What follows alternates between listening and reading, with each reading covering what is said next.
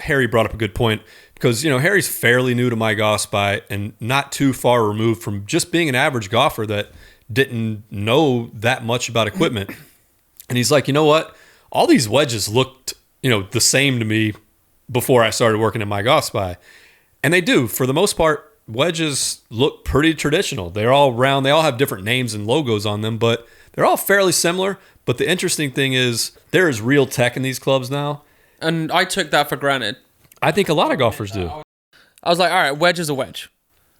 And when I used to go buy a wedge in the store, I would look at it, go on the putting green, just take that little chip. That feels so good. Yeah, or just buy Vokies because everybody had Vokies. Well, let's think about this. How do you think the typical golfer goes about buying a wedge?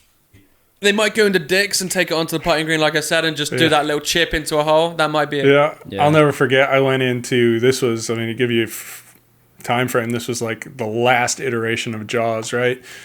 So I went into a Golf Galaxy to try the wedge, and you know how golf stores, right? They got to protect their inventory. So the first thing he did was tape up the wedge, face and sole.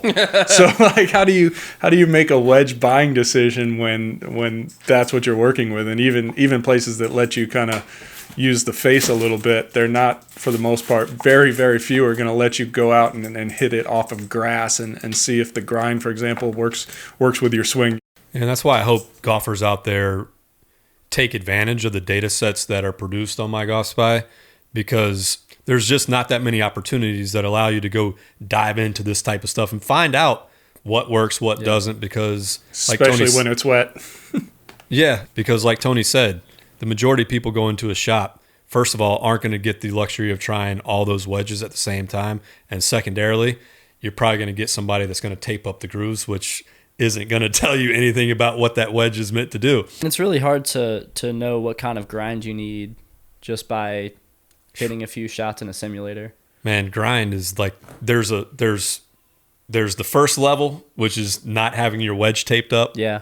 And then there's a whole nother level, which is getting fit for a grind and bounce. Yeah, and that's where Vokey probably has a significant advantage, is if you are going to take the time and have the opportunity to go someplace where you can get a full wedge fitting, like the sheer variety of grinds that they have that to fit such a wide range of players. Yeah. That's great, right? Now let's go around the room. Who's been fit for grinds?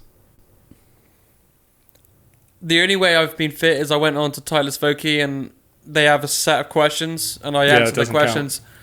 And then, that's the closest I got. Anybody else been fit for grinds? No. I have. The thing about it is, like, when I got fit for my grind and bounce, it changed the way that I hit wedges. Oh, it's massive. It's incredible.